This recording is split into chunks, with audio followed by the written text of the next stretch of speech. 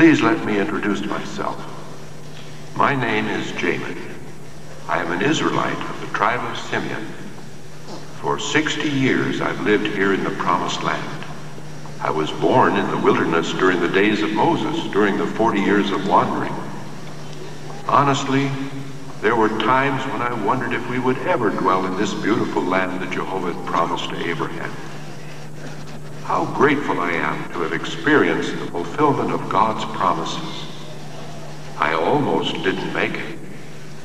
There were trials in the wilderness, but for me, the hardest time was just before we crossed the Jordan to take possession of this land. We were on the plains of Moab. The Moabites and the Midianites were afraid of our nation, so they hired a prophet named Balaam to curse Israel. You probably know the story. Jehovah turned Balaam's curse into a blessing, but Balaam was a shrewd man. Although he realized that Jehovah would not let any nation destroy us, he also knew that we could bring destruction upon ourselves if we lost Jehovah's favor.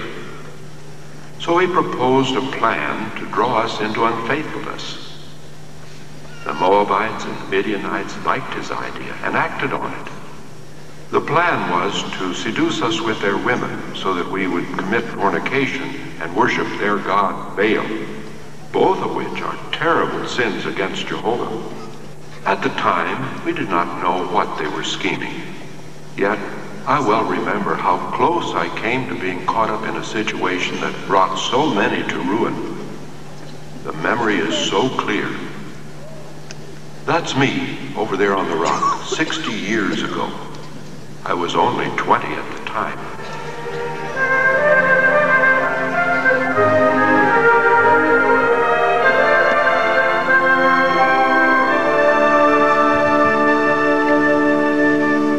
Flee in terror, you Canaanite armies.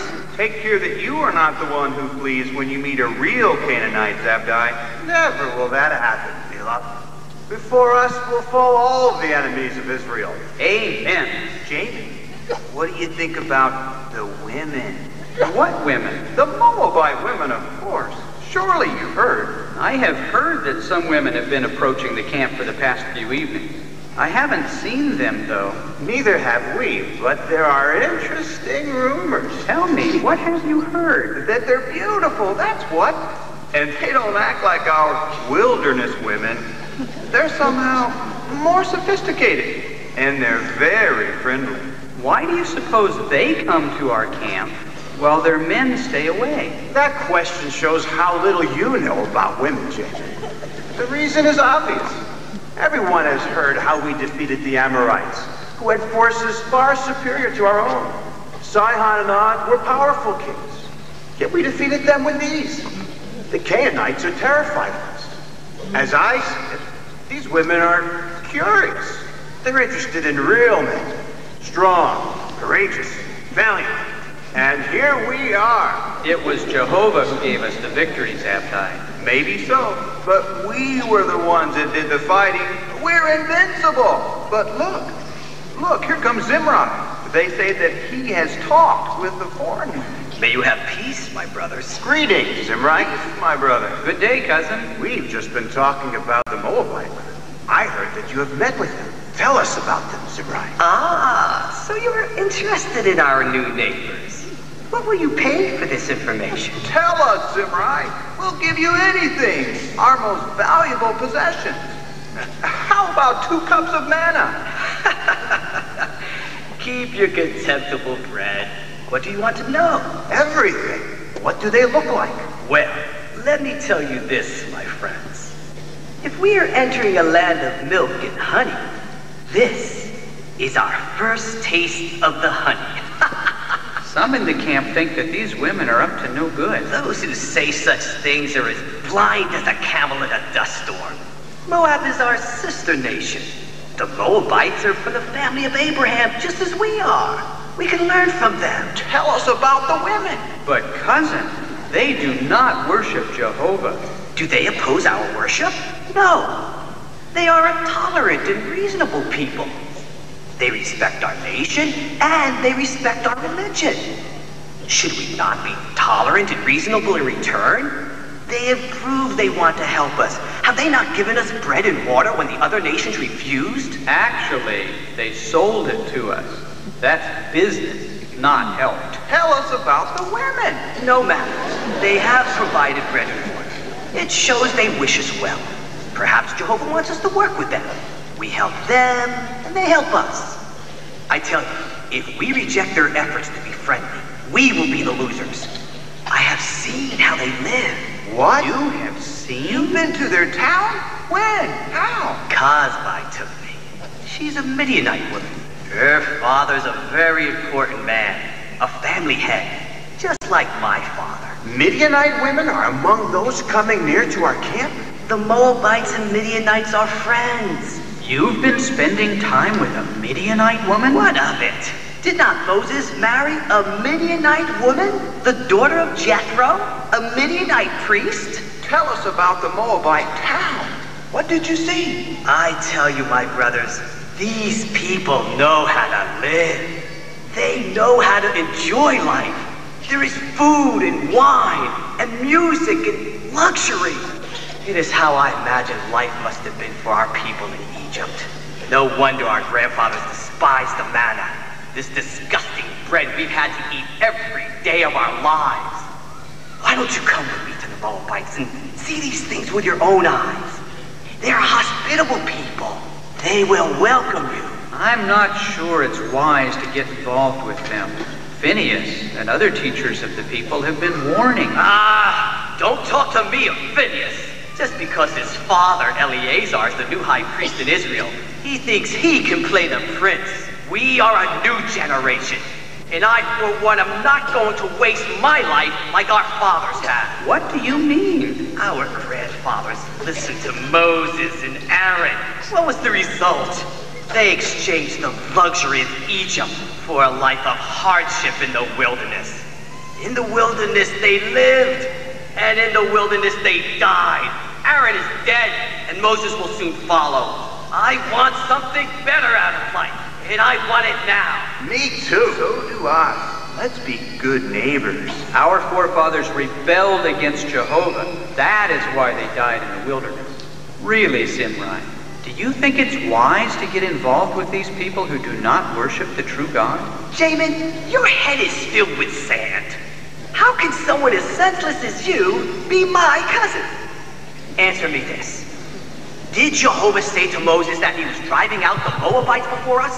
Well, no. Did he say he was driving out the Midianites? I suppose not. The peoples that are to be driven out are the Amorites, the Canaanites, the Hivites, the Perizzites, and the Jebusites. Those were the people we were told not to conclude a covenant with. Those were the people we are supposed to avoid. Not the Moabites, not the Midianites. You say Phineas has been speaking against Moab. That intolerant fool. Go ask him this. If the Moabites are so wicked and so dangerous to associate with, why did Jehovah specifically tell Moses that we should not attack them?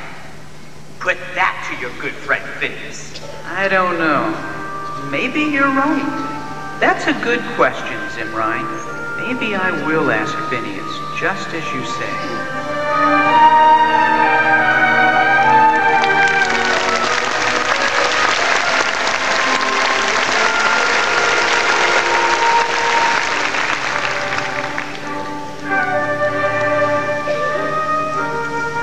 I was so confused.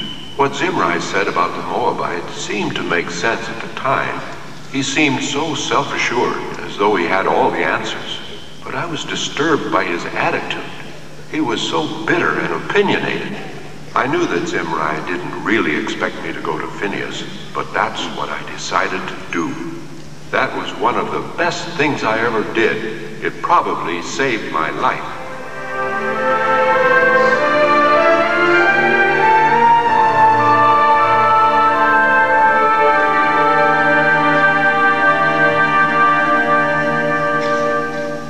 Excuse me, Phineas. May I speak with you? Of course, young man. Please sit down. What is your name? My name is Jamin, of the tribe of Simeon. I am happy to meet you, Jamin. Are things well with you? Yes, things are well with me, but I'm just a little confused. You are a priest and a teacher in Israel. You are older than I am, so I thought that you could help me. I will try. What troubles you? Well, I was wondering how you felt about the Moabites. What do you mean? I was thinking about why Jehovah told Moses that we should not fight against them. Do you think that God wants us to become their friends? It's true that Jehovah told Moses that we are not to wage war against Moab. But he also explained the reason. It is because God has determined that they will have an inheritance of land. We are not to take the land that he has apportioned to them. He did not say anything about befriending them. But is there anything wrong with doing that? I think you know the answer to that, Jacob. Do they worship the true God? Well, no. They have their own way of worship. Do they live by the high standards contained in the law given to our nation 40 years ago? No. Then what makes you think that Jehovah would want us to befriend them? Well, perhaps we can learn from them. Maybe they can help us in some way. And maybe we can help them learn about Jehovah. We will have to see how Jehovah directs matters.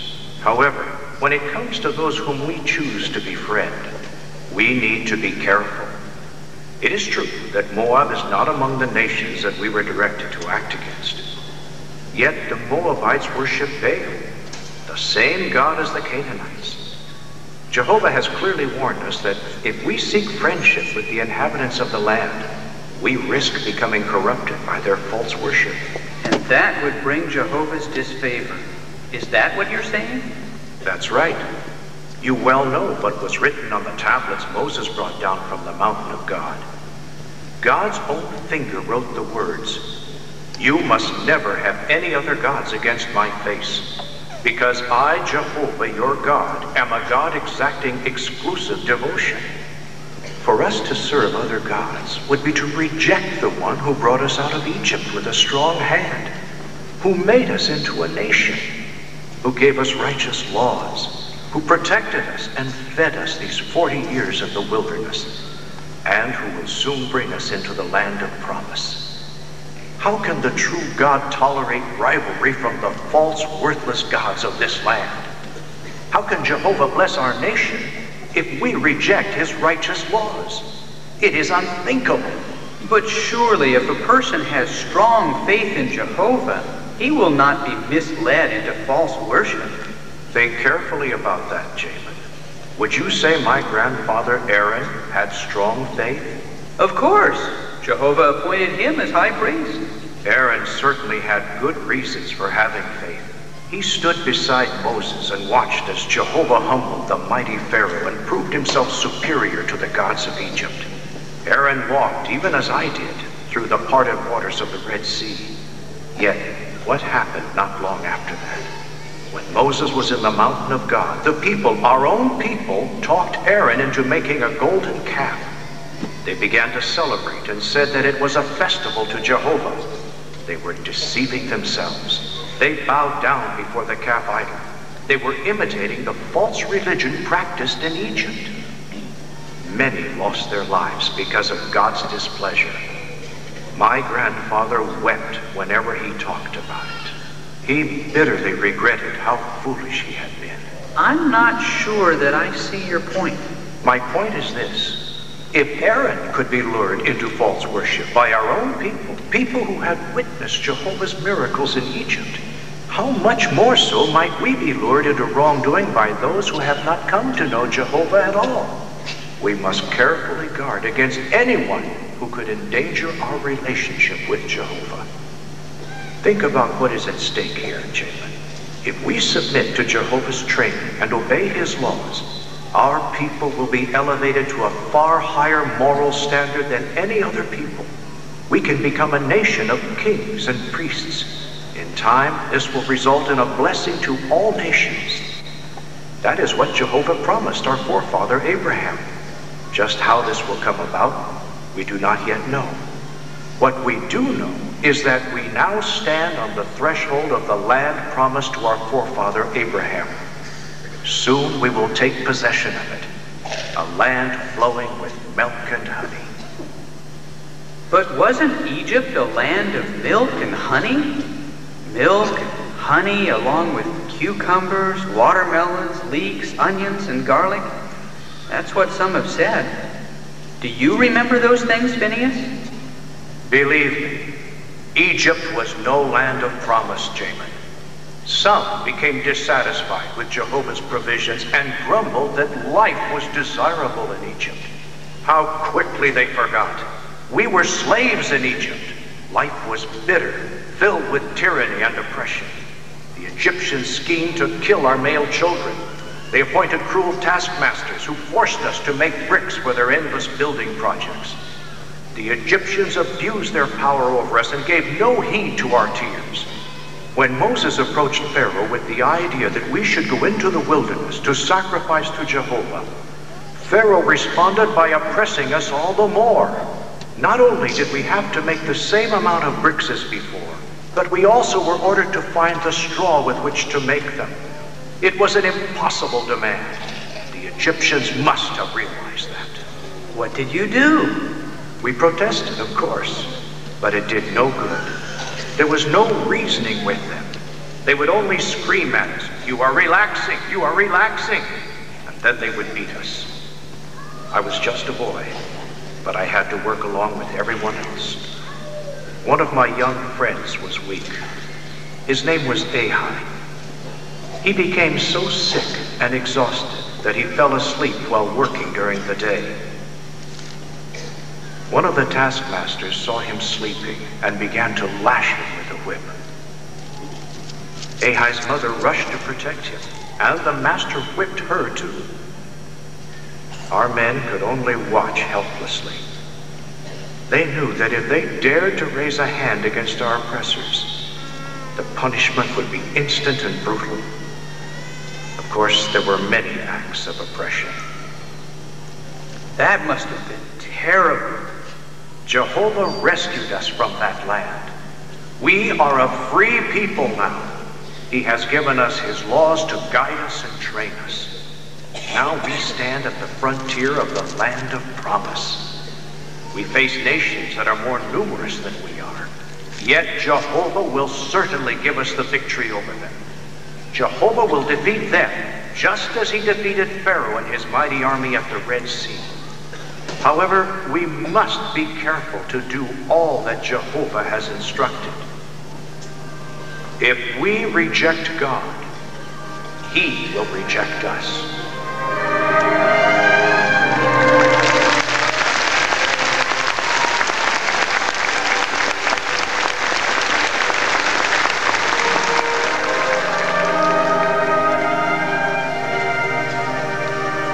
What Phineas said was right. I knew that. Still, I was very curious about the foreign women. Zimri had arranged to meet some of them at the edge of our camp.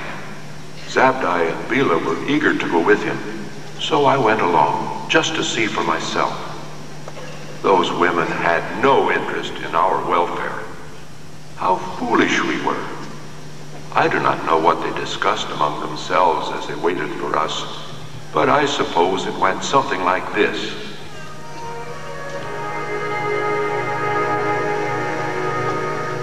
It's almost dark, Kazbai. Do you think that the Israelite men will really come? I'm sure of it. Zimri will do whatever I ask. He is captive to my feminine charms. Do you think that we can persuade them to come to the festival tonight? We must try our best. The head ones of Moab and Midian are depending on us. If we can get them to break their foolish laws on sex, or involve them in the worship of our god Baal, then their god Jehovah will fight against them.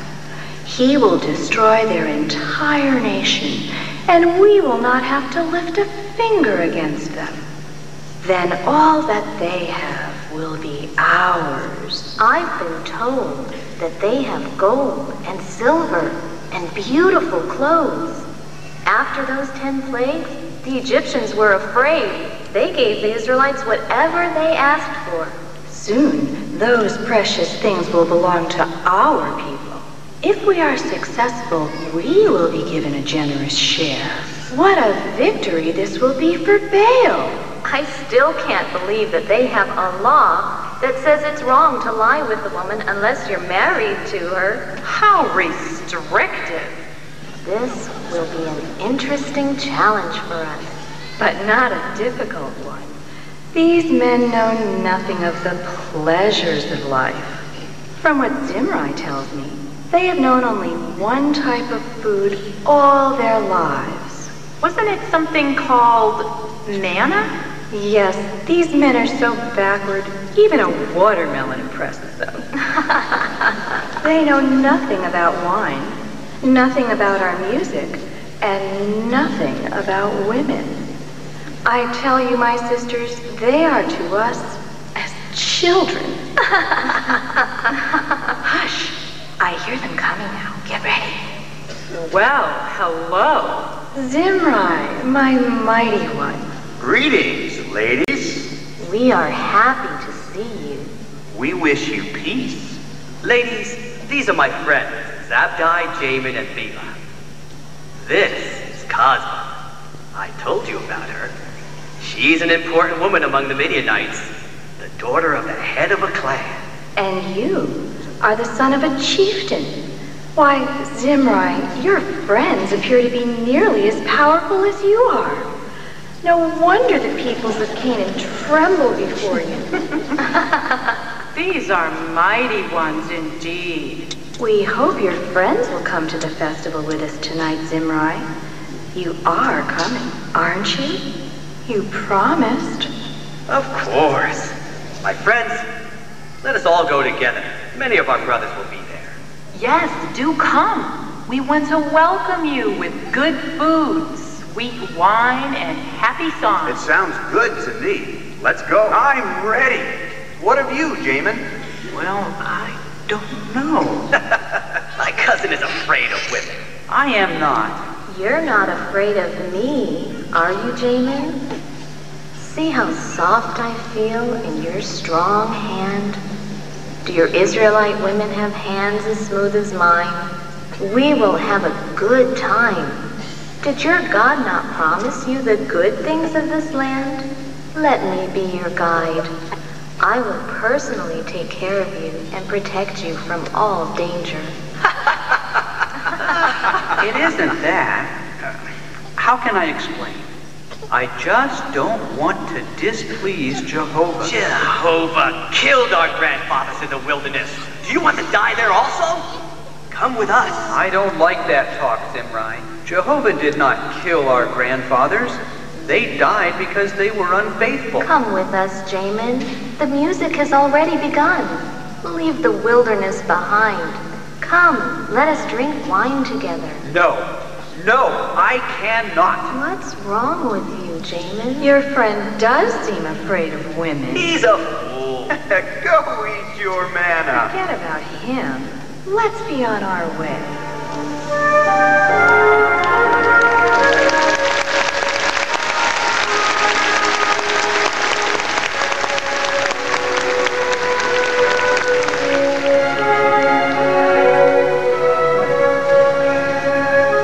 It was not easy to run away from that situation. The appeal of having a good time was strong. I was stung by the ridicule of the others. Nobody likes to feel like an outsider. When I got back to my tent, I prayed about the matter. As I was praying, I remembered how Joseph had run away from the advances of Potiphar's wife, and how Jehovah had richly blessed him. I also thought about what Phinehas had said to me. Though I could hear the music of the Moabites in the distance, the more I prayed, the more I believed that I had done the right thing. The events that followed convinced me of that.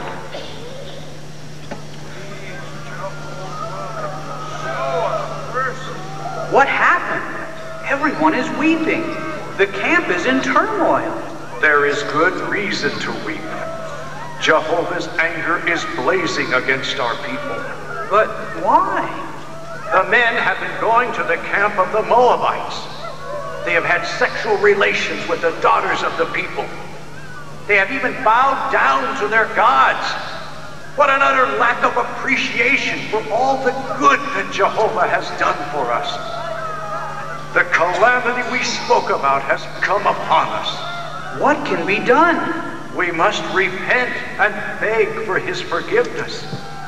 I have just learned that Jehovah has laid a command upon Moses, and Moses has said to the judges of Israel, "Each one of you kill his men who have an attachment with the Baal of Peor." How is your heart in this matter, Jamin? My heart is like that of Moses. We can only pray that Jehovah's mercy will not depart completely from Israel, and that somehow his wrath will be turned aside. Look, Zimri is coming with a Midianite woman. He's bringing her into the assembly of the sons of Israel. Look at Zimri. Has he no shame? Does he not care that Jehovah is enraged? He is bringing that Midianite woman into the camp of the living God. It is as though he wants to taunt Jehovah. Give me that spear. I will tolerate no rivalry toward Jehovah. What is Phineas going to do? He's going after them. My cousin. My foolish cousin.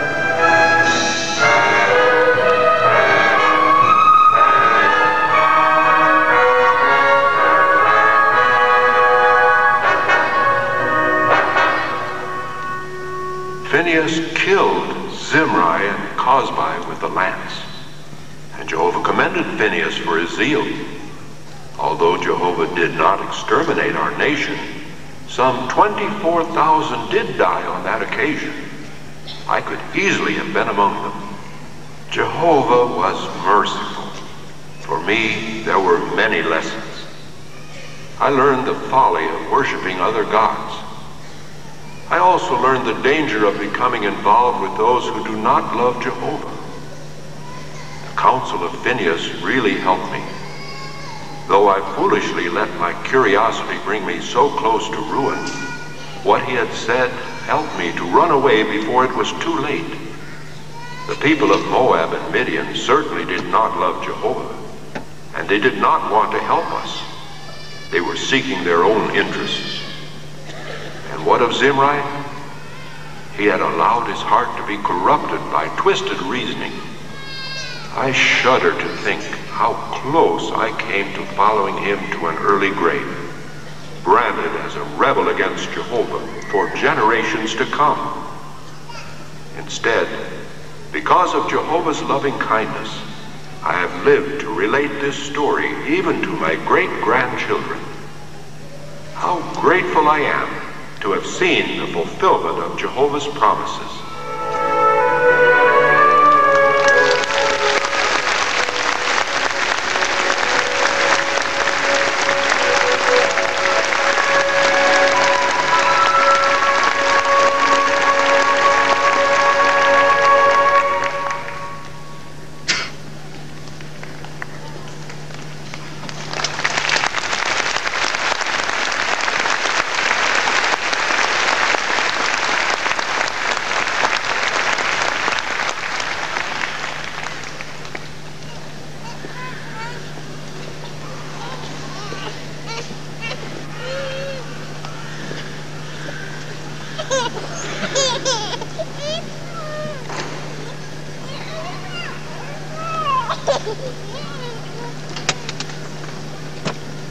What a marvelous presentation.